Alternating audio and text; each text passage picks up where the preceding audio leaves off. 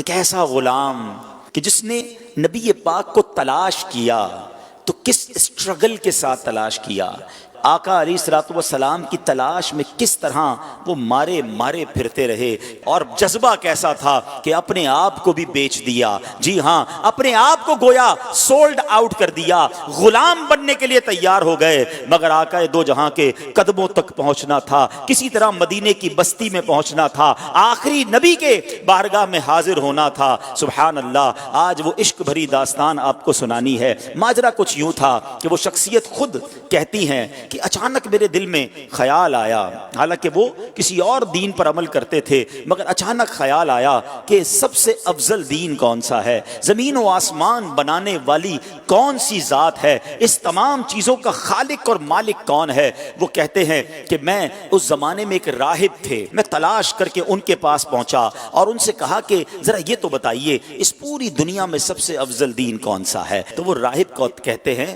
کہ تجھے یہ اچانک بات کہاں سے سوجھ گئی؟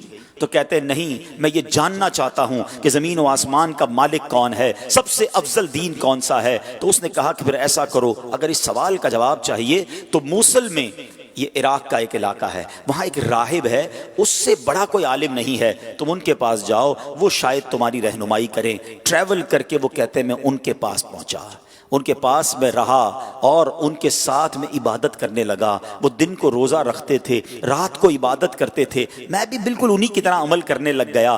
3 سال ان کے پاس ٹھہرا رہا۔ اب ان کے وصال کا وقت قریب آ گیا۔ میں نے کہا آپ تو دنیا سے جا رہے ہیں، مجھے بتائیں اب میں کدھر جاؤں؟ کہتے ہیں مشرق میں تو کسی ایسے شخص کو نہیں جانتا جو اس دین کا کاربند ہو جس پر میں عمل کرتا ہوں، ہاں البتہ جزیرہ عرب کے پاس ایک راہب ہے، اس کے پاس چلے جاؤ اور اسے میرا سلام کہنا۔ آپ فرماتے میں اس عالم کے پاس چلا آیا، اس کے انتقال تک اس کے ساتھ رہا۔ اب جب اس کی وفات کی خبر ہوئی تو اب 3 سال کے بعد میں نے کہا اب مجھے آپ کس کے پاس جانے دیتے ہیں، آپ کی انتقال کا وقت قریب آ گیا ہے۔ وہ کہتے ہیں میں پوری دنیا میں اور کسی کو تو نہیں جانتا، البتہ اموریہ میں ایک بڑی عمر کا عالم ہے، پتہ نہیں تم اس سے مل بھی سکو گے کہ نہیں۔ بہرحال وہ کہتے ہیں اس راہب کا انتقال ہوا، میں اموریہ کا سفر کیا، حق کی تلاش ہے، دین حق کی تلاش ہے، خالق و مالک کی تلاش ہے، ایک شہر سے دوسرے شہر کا سفر ہے۔ اب وہ اموریہ پہنچتے ہیں، وہاں بھی کچھ عرصہ رہا، اب ان کے انتقال کا وقت بھی قریب آ گیا۔ کہتا ہے اب آپ مجھے کس کے پاس بھیجتے ہیں؟ وہ کہتے ہیں اب دنیا میں میرے علم کے مطابق کوئی ایسا عالم نہیں جو حق پر ہو، البتہ ایک زمانہ قریب آتا جا رہا ہے جب حضرت ابراہیم علیہ السلام کی آل میں ایک شخص پیدا ہوگا، کئی 100 سال باقی ہیں، تم اس کو نہیں پا سکو گے، لیکن دیکھو اس کے علاوہ کسی اور کے پاس مت جانا، اگر تم وہ زمانہ پالو تو پھر تم ان کو ضرور ان کا ساتھ دینا، وہ حق پر ہوں گے۔ اور سنو اس شخصیت کی نشانی یہ ہے، انہی کی قوم کے لوگ انہیں ساحر کہیں گے، معاذ اللہ جادوگر کہیں گے، مجنون کہیں گے، کاہن کہیں گے، اور دیکھو ان کی ایک نشانی اور ہے، ہدیہ دو گے نا تو تناول کر لیں گے، صدقہ دو گے تو وہ اس میں سے کچھ نہیں کھائیں گے۔ اور سنو ان کے دونوں کاندھوں کے درمیان، دونوں شانوں کے درمیان مہر نبوت بھی جگمگا رہی ہوگی۔ میرے آقا کی بھی کیا شان ہے، ابھی دنیا میں ظاہری آئے نہیں ہے، زمانہ پہلے ہی دیوانہ ہے۔ شاعر کہتا نا ایک میں ہی نہیں ان پر قربان زمانہ ہے، جو رب دو عالم کا محبوب یگانہ ہے۔ آقا کا پتہ بتا دیا، مگر کب آئیں گے، کدھر آئیں گے، کہتے کچھ پتہ نہ تھا۔ اب وہ شخصیت کہتے ہیں کہ میں انتظار کرتا رہا، آخر ایک بستی کی طرف ایک قافلہ جا رہا ہے، عرب کی ایک وادی ہے، کھجوروں کی وادی ہے، یاد رہے ابھی لفظ مدینہ اس شہر کو مدینہ کہا نہیں جاتا تھا، اس کے پہلے کئی اور نام تھے۔ کہتے ہیں قافلہ جا رہا تھا، میں نے ان سے پوچھا تم لوگ کون ہو؟ وہ کہنے لگے ہم اس بستی کی طرف جا رہے ہیں جس بستی کا اشارہ اس راہب نے دیا تھا، آسان لفظوں میں سمجھ لو وہ قافلہ مدینے کو جا رہا تھا۔ کہتے ہیں کہ ہم وہاں تجارت کرنے کے لیے جا رہے ہیں، ہم وہاں تجارت کرتے تھے، لیکن وہاں آل ابراہیم میں سے ایک شخص پیدا ہوا ہے، اس کی قوم اس کے قتل کے در پہ ہے، جس کی وجہ سے وہ ہجرت کر کے ہمارے شہر میں آ گیا ہے، ہمیں ڈر ہے کہ کہیں وہ ہماری تجارت کو روک روک نہ دے.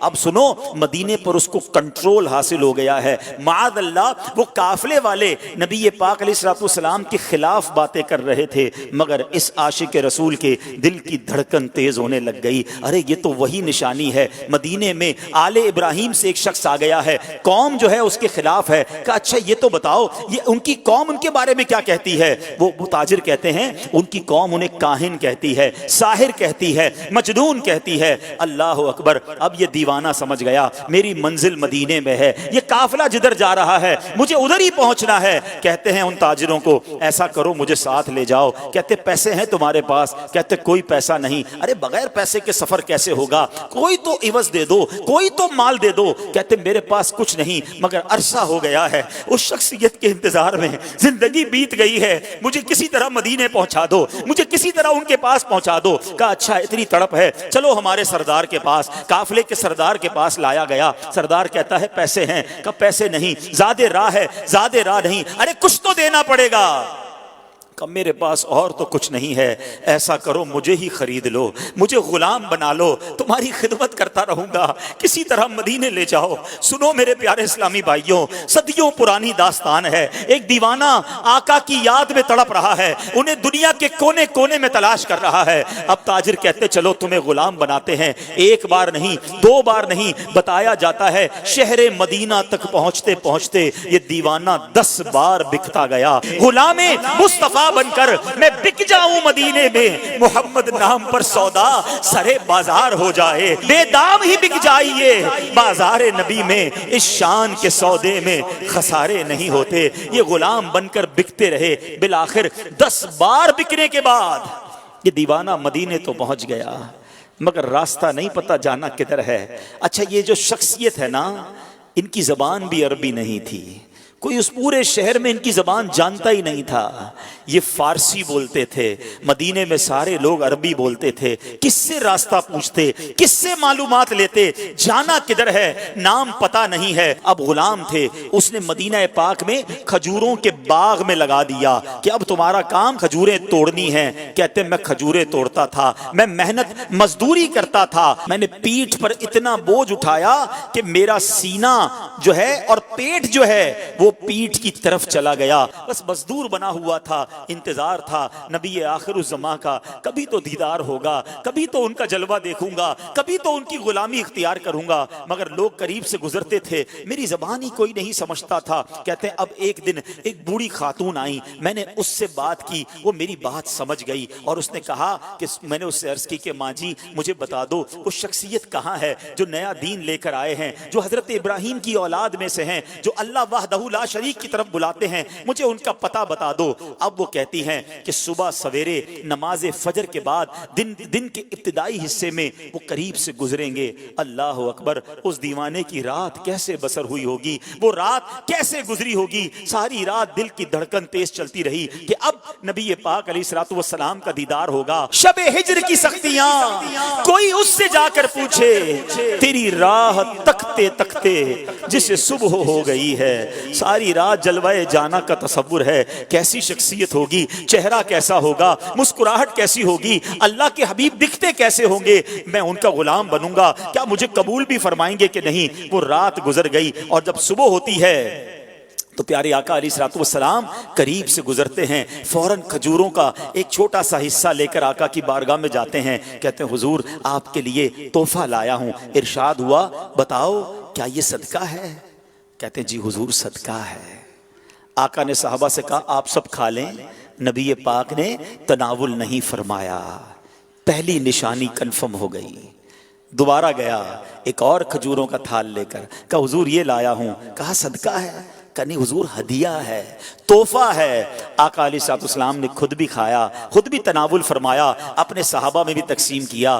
دوسری نشانی پوری ہو گئی. اب دل بیتاب ہے کہ مہر نبوت دیکھنی ہے. راہب نے بتایا تھا کہ دونوں کاندھوں کے درمیان ایک بڑی خوبصورت سی مہر نبوت, حدیث کی کتابوں میں لکھا ہے کبوتر کے انڈے کی طرح نبی پاک کی پیٹھ مبارک پر دونوں شانوں کے درمیان مہر نبوت تھی. اب آقا علیہ الصلوۃ والسلام 2 چادریں پہنا کرتے تھے, چادر پہنی ہوئی ہے, اور وہ شخصیت کہتے کبھی میں دائیں جا کر دیکھنے کی کوشش کرتا، چادر تھی اس لیے دیکھ نہیں پاتا تھا۔ اللہ اکبر، نبی پاک میری طرف دیکھ کر مسکرائے۔ آقا نے سمجھ لیا کہ میں کیا دیکھنا چاہتا ہوں، نبی پاک نے اپنی مبارک چادر اتاری، کہا جو ڈھونڈ رہے ہو، جو دیکھنا چاہتے ہو آؤ دیکھ لو۔ وہ دیوانہ کہتا ہے میں دوڑتا ہوا گیا، مہر نبوت دیکھی اور نبی پاک کی پیٹھ سے لپٹ گیا، چومنے لگ گیا کہ حضور آپ کی تلاش میں مارا پھر رہا ہوں، بہت عرصہ ہو گیا ہے حضور، بہت دیر سے آپ کو تلاش کر رہا ہوں، آقا اب آپ کے قدموں میں آ گیا ہوں، اپنی غلامی میں قبول فرما لیجئے۔ اللہ اکبر، نبی پاک علیہ الصلوۃ والسلام نے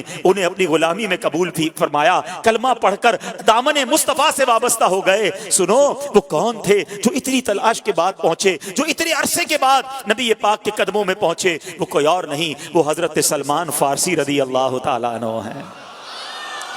صحابہ کرام میں سب سے بڑی عمر آپ نے پائی، ایک روایت کے مطابق 250 سال آپ کی جو ہے وہ عمر مبارک تھی، اور بڑی تلاش کے بعد نبی پاک کے پاس پہنچے۔ اب سنو، اب نبی پاک کو جب پوری داستان سنائی کہ آقا کیسے پہنچا ہوں، گر پڑ کے پہنچا ہوں حضور، غلام بن گیا ہوں، بک گیا ہوں آپ تک پہنچتے پہنچتے، مگر میرے آقا تو کریم ہے نا، تم اس کے مددگار ہو، تم اس کے طرفدار، جو تم کو نکمے سے نکما نظر آئے، لگاتے ہو اس کو بھی سینے سے آقا جو ہوتا نہیں منہ لگانے کے قابل۔ آقا فرماتے میں تمہیں خریدوں گا، جاؤ اپنے آقا سے پوچھ کر آؤ کیا ڈیمانڈ کرتا ہے، تمہیں آزاد کرنے کی قیمت کیا ہے۔ اب وہ کیا کہتا ہے، 300 درخت کھجوروں کے لگائیں، پھلدار درخت، اور 40 اوقیہ سونا، یہ ملے گا تو تمہیں آزاد کروں گا۔ یہ بہت بڑی قیمت ہے، اور یاد رہے کھجور کا درخت فوراً لگاتے ہی پھل نہیں دیتا، بعض اوقات 3 سال، بعض اوقات 5 سال میں پھل دیتا ہے۔ اللہ اکبر، نبی پاک علیہ الصلوۃ والسلام نے فرمایا کہ اب میں خود اپنے ہاتھوں سے پودے لگاؤں گا۔ نبی پاک بھی جاتے ہیں، صحابہ بھی جاتے ہیں، پودے لگائے جاتے ہیں، آقا اپنے ہاتھوں سے پانی ڈالتے ہیں، میرے آقا کی شان دیکھو، پانی ڈالتے ہیں اور درخت بڑا ہونا شروع ہو جاتا ہے۔ کچھ ہی دنوں میں وہ درخت پھلدار ہو جاتا ہے، پورے مدینے میں شور مچ جاتا ہے کہ جناب یہ کیسا شان والا غلام ہے جس کے لیے کھجور کے درخت بھی بڑے ہو گئے۔ نبی پاک نے سونا بھی عطا فرمایا، گویا پیارے آقا علیہ الصلوۃ والسلام نے اپنے عاشق کی قیمت خود ادا کی۔ وہ کہتے ہیں نا جب تک بکے نہ تھے کوئی پوچھتا نہ تھا، تم نے خرید کر مجھے انمول کر دیا۔ میرے آقا نے یہ باغ اپنے ہاتھوں سے لگایا، الحمدللہ 1980-85 تک جو لوگ مدینہ منورہ جاتے رہے نا، انہوں نے اپنی آنکھوں سے وہ باغ دیکھا کہ جسے سلمان فارسی رضی اللہ عنہ کا باغ کہا جاتا تھا۔ وہ پودے، وہ درخت آج بھی، آج سے 20-25 سال پہلے بھی موجود تھے، جو عاشقان رسول اپنی آنکھوں سے دیکھتے تھے۔ جس طرح قربانی کے ساتھ حق کی تلاش کی، رب کریم ہمیں بھی اپنے دین کی خاطر قربانیاں دینے کی توفیق عطا فرمائے۔ جس عشق کے ساتھ نبی پاک کا دامن تھاما، اپنا سب کچھ لٹا دیا، اللہ ہمیں بھی نبی پاک کی غلامی میں قربانی دینے کی اور خرچ کرنے کی توفیق نصیب فرمائے۔ امتحان آئے تو دنیا کو ٹھکرا کر غلامی مصطفیٰ سچی اپنانے کی توفیق عطا فرمائے۔